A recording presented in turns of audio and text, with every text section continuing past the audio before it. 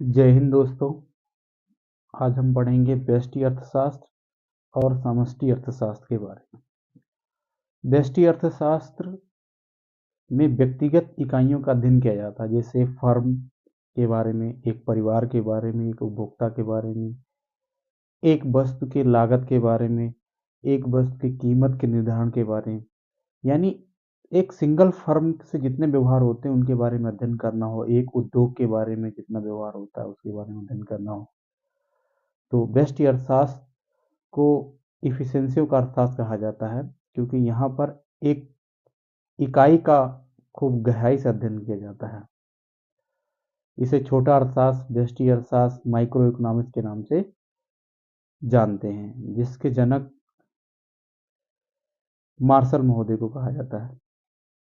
यानी व्यष्टि अर्थशास्त्र के जनक मार्शल हैं, प्रोफेसर मार्शल। और समष्टि अर्थशास्त्र, इसमें संपूर्ण अर्थव्यवस्था का अध्ययन किया जाता है, होल इकोनॉमी का अध्ययन किया जाता है। जैसे राष्ट्रीय आय के बारे में अध्ययन किया जाता है, राष्ट्रीय रोजगार के बारे में अध्ययन किया जाता है, अंतर्राष्ट्रीय व्यापार के बारे में अध्ययन किया जाता है, अंतर क्षेत्रीय व्यापार के बारे में अध्ययन किया जाता है, बैंकिंग व्यवस्था के बारे में अध्ययन किया जाता है, समग्र आय, समग्र व्यय, समग्र रोजगार, समग्र निवेश। यहाँ कुल की बात होती है, समग्र की बात होती है। तो अब हम देखते हैं इन दोनों में अंतर क्या होता है।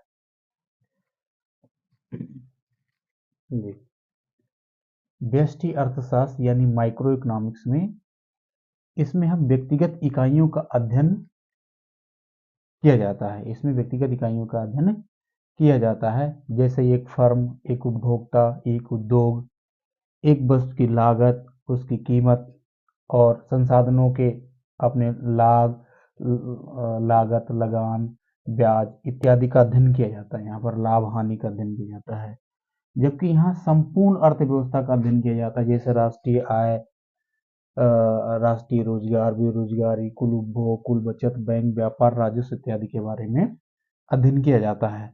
दूसरा, इसकी केंद्रीय समस्या कीमत निर्धारण होता है। वस्तुओं की कीमत का निर्धारण करता है। इसकी सबसे बड़ी समस्या होती है कि वस्तु की कीमत का निर्धारण कैसे किया जाए, कैसे लागत कम किया जाए और कैसे जो है इफिशिएंसी आए हर चीज में।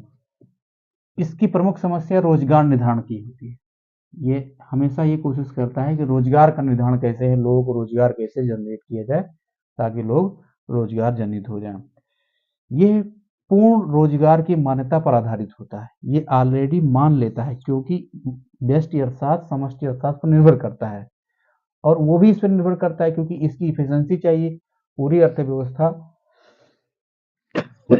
बड़े फर्म हो तो फर्म के एक यूनिट के निकाल करके ही तो हम उसकी इफिशिएंसी को याद करेंगे। तो ये इस पर निर्भर करता है, उस पर निर्भर करता है। ये पूर्ण रोजगार की मान्यता पर आधारित होता है, ये अपूर्ण रोजगार की मान्यता पर आधारित होता है। ये अंतर जानना बहुत जरूरी है बच्चों, क्योंकि आपके एग्जाम में आता है व्यष्टि अर्थशास्त्र और समष्टि अर्थशास्त्र क्या है, उनके अंतर के बारे में बताएं। इसका मुख्य उपकरण क्या है, मांग और पूर्ति। पूरी माइक्रो इकोनॉमिक्स मांग और पूर्ति के चारों तरफ घूमती है। किसी अर्थशास्त्री ने कहा है कि एक तोते को ये मांग और पूर्ति रटाते जाए तो पूरी अर्थशास्त्र उसे आ जाएगी। तो पूरी माइक्रो इकोनॉमिक्स में मांग और पूर्ति की बात होगी। किसी भी चीज का कीमत निकालना है तो मांग और पूर्ति बराबर करनी पड़ेगी। तो इसका मुख्य उपकरण क्या है, मांग और पूर्ति। इसका मुख्य उपकरण है समग्र मांग, एग्रीगेट डिमांड। एग्रीगेट डिमांड और एग्रीगेट सप्लाई, समग्र मांग और समग्र पूर्ति के बारे में। यह एक सरल विधि है, यह एक सरल विधि है और यह एक जटिल विधि है, कॉम्प्लेक्स मेथड है।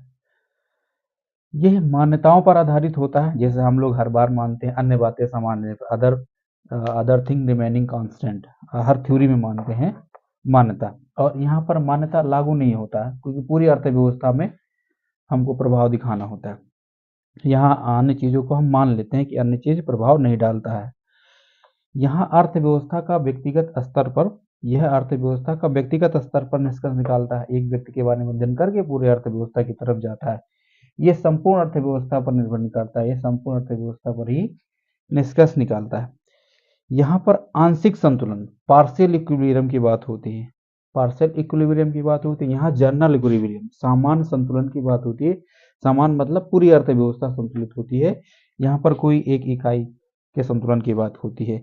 व्यष्टि अर्थशास्त्र समग्र को टुकड़ों में तोड़ करके अध्ययन करता है, पूरे बड़े होल फर्म को या बड़े फर्म को, बड़ी इंडस्ट्री को एक छोटे टुकड़ों में, एक माइक्रो बिस्कुट, जैसे मान लो पार्ले बिस्कुट की बड़ी कंपनी, उसका एक बिस्कुट निकालेगा और उसकी लागत, उसका लाभ, उसकी कॉस्ट, सारी चीज निकाल करके बता देगा। ये समष्टि अर्थशास्त्र, यानी ये समग्र बड़ी चीजों का अध्ययन करता है। तो ये कुछ उसके अंतर हैं।